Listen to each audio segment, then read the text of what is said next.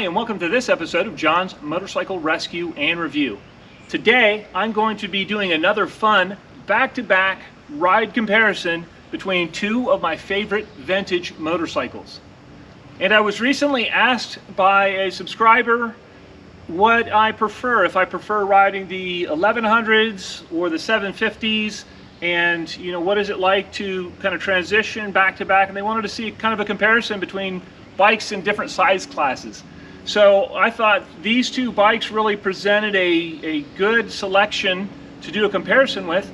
These are both 1982 Suzuki motorcycles. The one here is a Suzuki GS750E, and it was more their sports standard of the time, and it had a 16 valve 4-cylinder motor, 750 cc's, and chain drive. It has air adjust suspension, it's got anti-dive in the front, and it's got damping adjustment on the rear shocks as well as preload. But this was really, Suzuki had the best in-class 750cc standard type motorcycle in 1982, and this was it. And Suzuki also had the best big bore kind of GT motorcycle in the 1982 GS1100G. And it also has the air suspension, air adjust suspension in the front. It had the preload adjust and then air adjust in the rear of the bike as well. The GS1100G also had a big, robust 8-valve 4-cylinder motor. It also had shaft drive. Both of these bikes have really smooth shifting 5-speed transmissions and similar brakes on both of these. I think it's actually the same parts. And both of these bikes have been upgraded with the Spiegler brake lines in the front as well. I have also done a little bit of tweaking recently on this GS750E. I have put 3/8" spacers in the top of the fork legs to kind of firm up the front suspension just a little bit, so I didn't have so much motion up and down while I was riding it, and especially under braking. I've also upped the preload by 1 notch, and I've also gone, I now have my damping setting on 3. I've gone 1 up on my damping settings in order to get this more buttoned down. Yesterday I also spent a couple of hours pinstriping the bike. I had just a single gold pinstripe around the tank, but I put the badges on, the correct badges on yesterday, and I also did all the pinstriping, and it's not 100% factory correct, but it follows kind of the guidelines of the way they pinstripe these from the factory, and similar colors. It's almost like a little bit of an orangey red. So I'm happy with the way that turned out.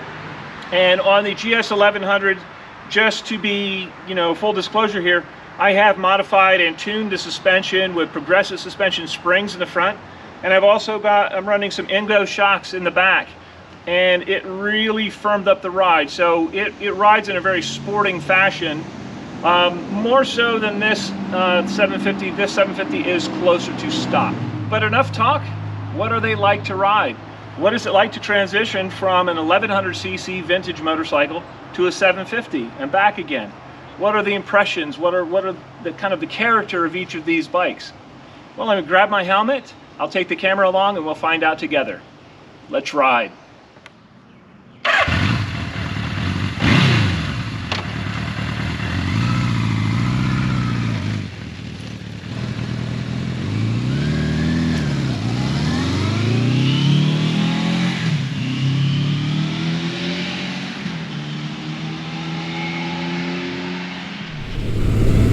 I am currently riding Suzuki's 1982 GS750E, and this bike is just one of my perennial favorites.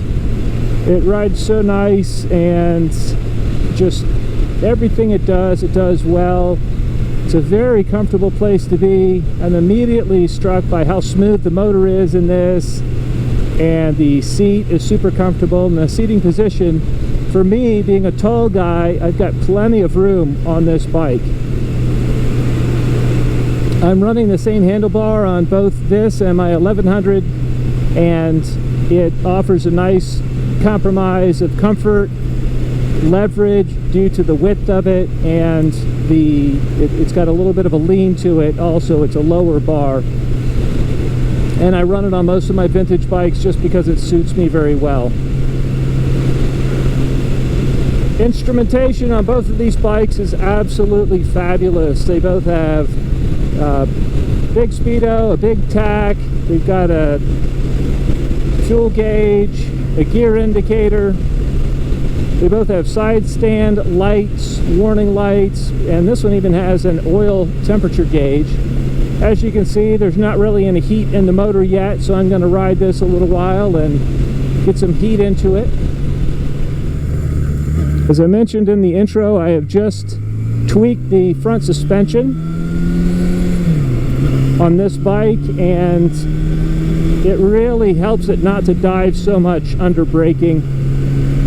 I've recently put the Spiegler brake lines on this bike as well, and that really helps with the braking performance as well.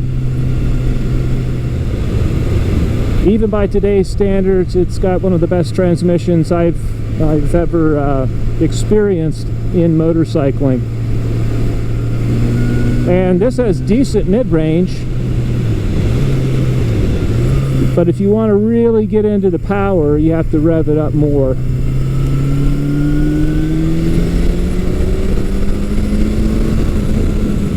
And this thing really comes on song at about 6,000 RPM.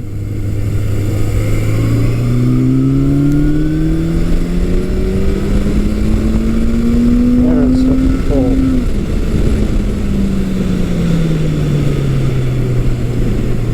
And so if you really want to hustle this bike, it is more shifting intensive, but it's so smooth and so nice, even up higher in the rev range. It's really rewarding to do that.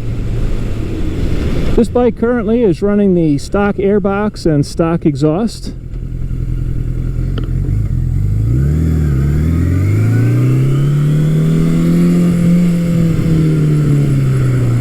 So it's significantly quieter than my 1100.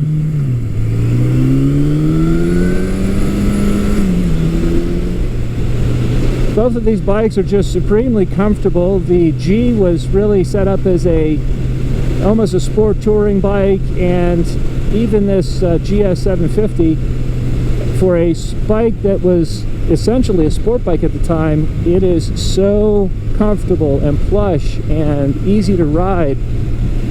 It makes bikes like a GSXR feel incredibly one-dimensional. The UJMs were just, especially some of the bigger ones and some of the ones from the 80s, were just incredible all-around bikes. The handling on these bikes and the physical dimensions on them are somewhat similar. This bike is probably a little bit easier to throw around in the corners than the 1100, but I think because the physical size of them is similar, they don't feel as different as you might think. And now with the spacer that I put in the front suspension, I have much more confidence under braking because the bike just doesn't dive as much. When you put a spacer in the top above the springs, what it does is it's basically increasing your spring preload. And we'll run the 750 on some corners here and just kind of see how it flows through these transitions.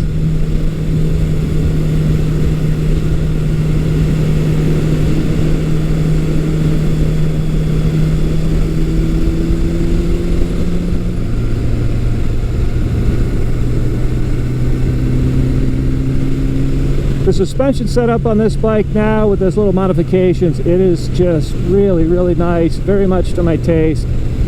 It is a little bit firmer, but it's by no means punishing. It's still supremely comfortable, very confidence-inspiring, and this bike is very easy to be smooth on.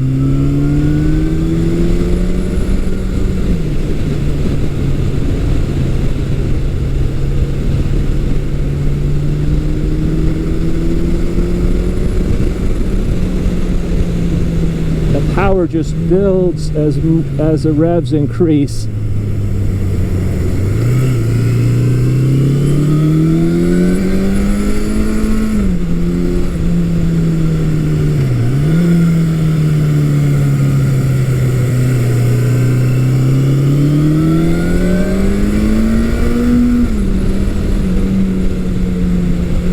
very nice.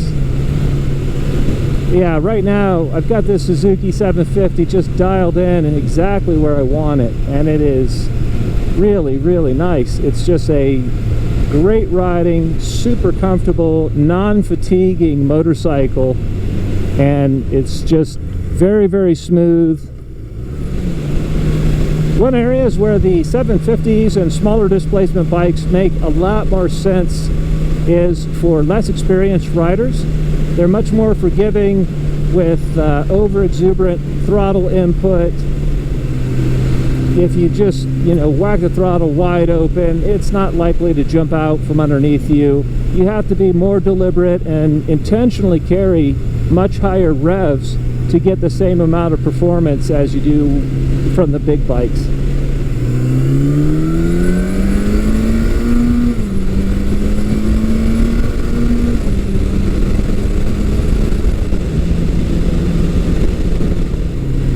Because it's got that 16 valve head and the twin swirl combustion chamber that Suzuki designed for it, it really does pull nicely. And again, especially if you kind of wring it out a little bit and get it up higher in the rev range, it pulls as hard as a lot of the bigger bikes.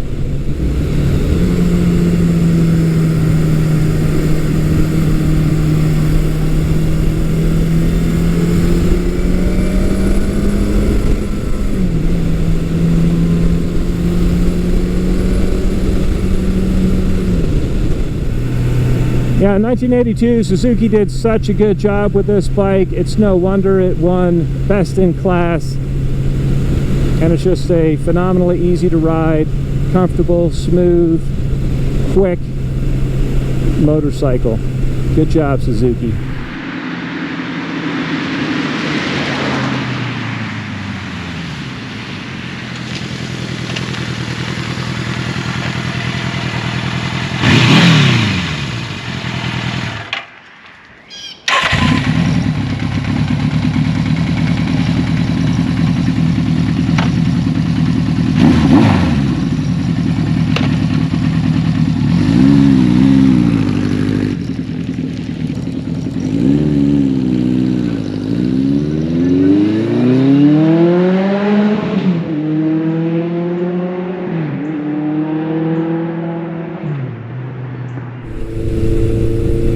Currently riding Suzuki's 1982 GS1100G back to back with Suzuki's 1982 GS750E. And man, first thing I'm noticing is it's not quite as much of a reach to the bars. I feel like I sit a little bit down in the bike more.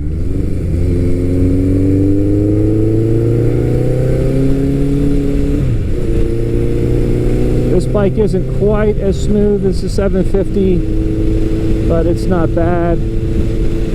Instrumentation wise on this bike as well, it's just very, very comprehensive. The only thing that this doesn't have that the 750 does have is the engine oil temperature gauge.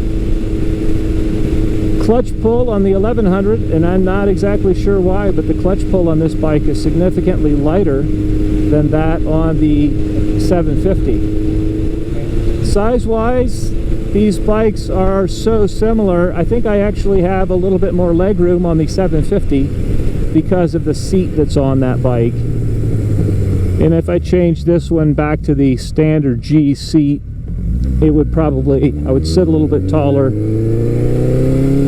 and have more legroom.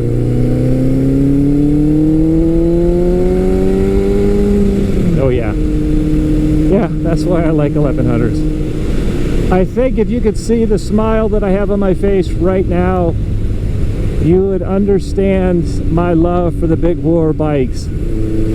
I don't have to rev them out, but whenever I want that power, it is right there, it's abundant, it's on tap. And this bike certainly isn't twitchy, it's very nice, but I still wouldn't really want to put an inexperienced rider on it.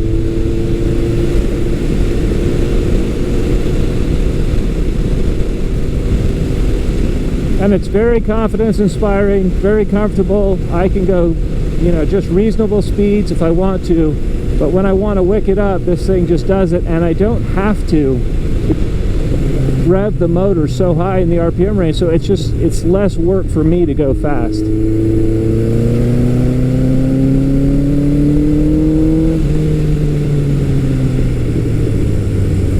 And I don't know if it's because this does not have the anti-dive, but this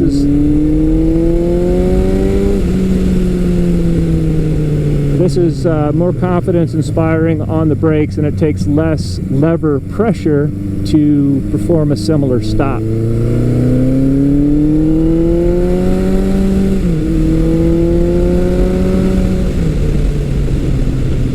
And I can just generate a similar amount of speed to the 750 while keeping the revs much lower.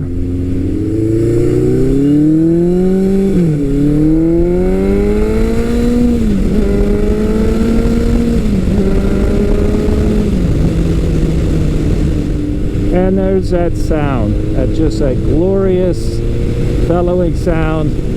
I know it's not fair. I know this bike has the Delcavic 4-in-1 exhaust on it, and it's not really apples to apples at all to compare it to a bike with a stock system.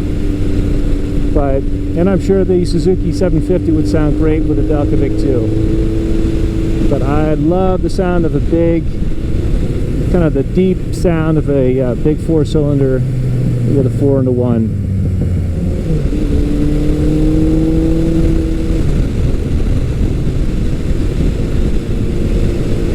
And it's natural to think that, you know, a 750 is just going to be so much lighter than the 1000cc bikes. But if you look at a lot of the components between these two bikes, they actually share a lot of components. They're using similar wheels. I think the braking system is identical. And there's really not as big a weight difference as you would think. And then even chassis-wise, they're similar size-wise. So, you know, weight really isn't a factor. And, you know, transitionally, when I transition from side to side, I think this 1100 handles just about as well as the 750. I don't really notice a kind of an ease of handling difference between these two particular bikes. And because I'm used to the big bikes and the big motors, when I twist the throttle on this, it feels like it's wired to my brain. I don't feel like I'm twisting a rubber band, that it kind of has to catch up to what my brain thinks the bike should be doing. So on the Suzuki 750, when I dial in the throttle, I either have to be carrying significantly more revs for it to be, you know, for the bike to do exactly what I expect, or I've got to wait for the rubber band to catch up as the revs build.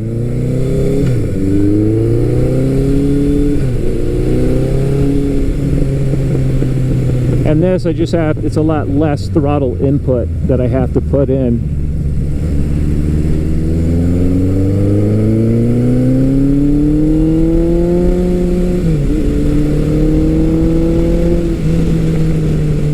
And I can just surf that wave of torque coming out of the corners.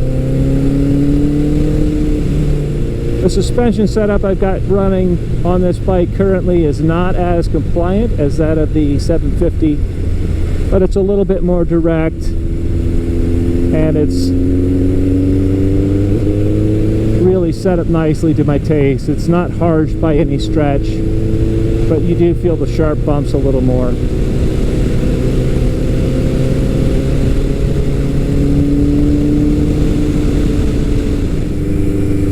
Yeah, Suzuki did such a good job with their GS1100G. This is the third one that I've owned, and every one of them has just been fantastic to ride. Much more, it's one of those bikes that is more capable than the sum of its parts. I don't miss the fact that this has the 8-valve motor. It's actually, for the type of riding I do, and the fact that I love exiting corners at low RPM and still having just massive amounts of power, this bike is so nice. And I never am caught wishing it was a 16-valve motor.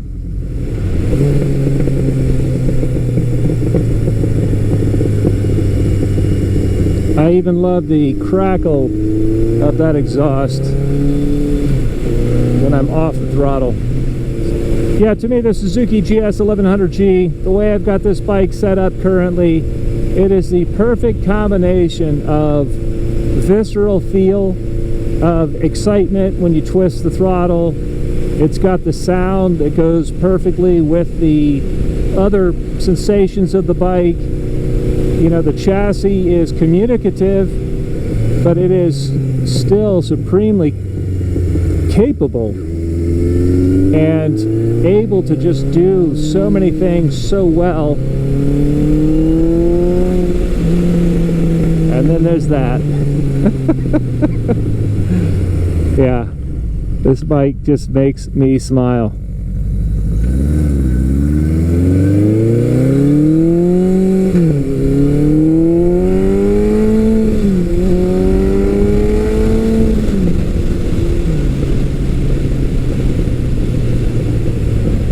Yeah, I've never missed a shift on this Suzuki.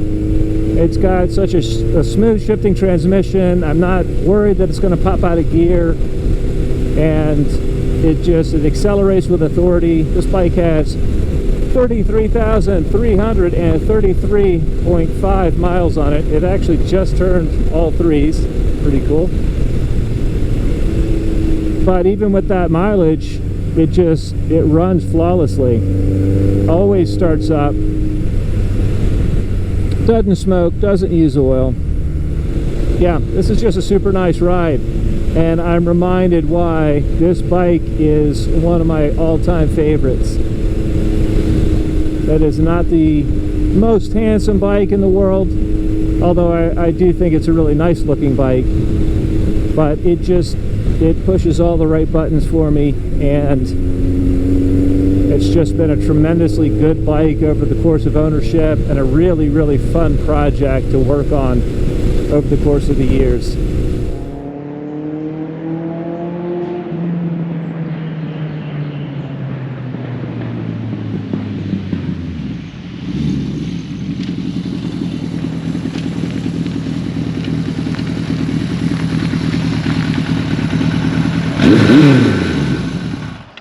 Wow, that was a lot of fun.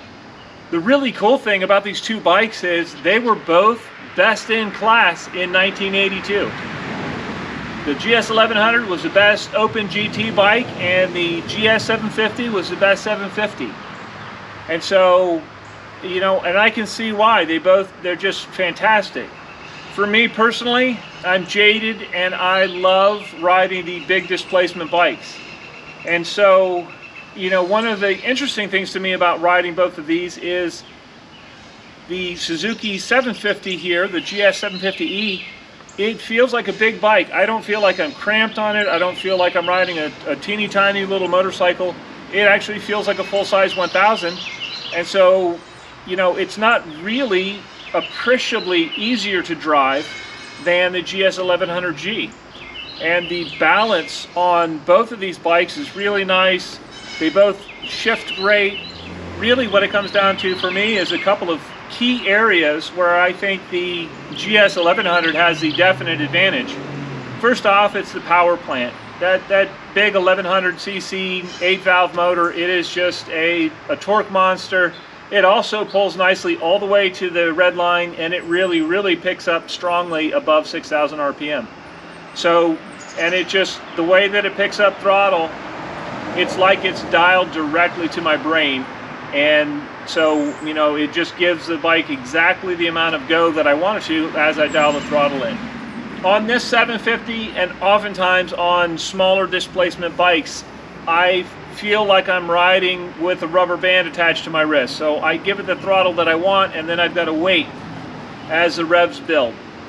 And it's just a factor of me being used to the bigger bikes. If I'm riding the 750 by itself, it's not even an issue. I acclimate to it very quickly, but it doesn't have the immediacy of throttle response. Also, another factor where the 1100 has the advantage is the braking system.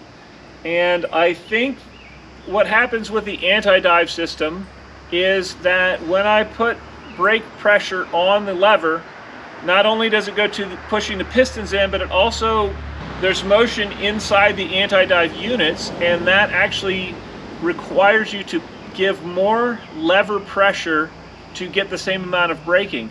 And so I feel like the 1100 actually has a bit of an advantage, even though they're using the same hardware. So it's not like it's using different hardware and such. They're using the same hardware, but the feel on the 1100 brakes is more direct. So I like that as well. Ride-wise, smoothness and seat comfort and everything else, I'll actually give the advantage to this 750. It is just supremely comfortable, very, very refined, and it's an easy riding, nice riding bike, and certainly a great open GT bike. They really both are. Engine-wise, it is definitely smoother than the 1100. Although, you know, the 1100 is never put your hands to sleep. It's not a vibey bike per se, but the 750 really is refined that way.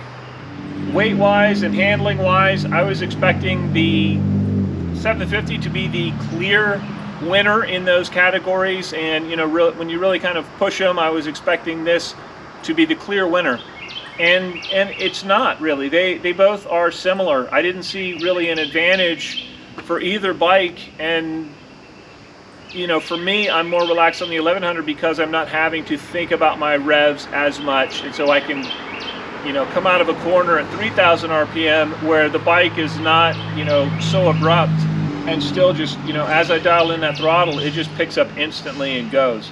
And for me, it's more relaxed riding, and I like that. But I'd love to hear your thoughts. If there are those of you out there that are real, you know, 750cc fans, you know, I get it. They're traditionally the best, you know, all-around street bikes. There are people who make that argument. And on some bikes, I would definitely agree. But just in this comparison with these two bikes, with the way they're set up, I'm going to give the nod to the 1100. And just because of the wicked grin I get on my face when I turn that throttle, and you know, some of the other, the 750 just didn't have the traditional 750cc, you know, smaller bike advantages that I was expecting.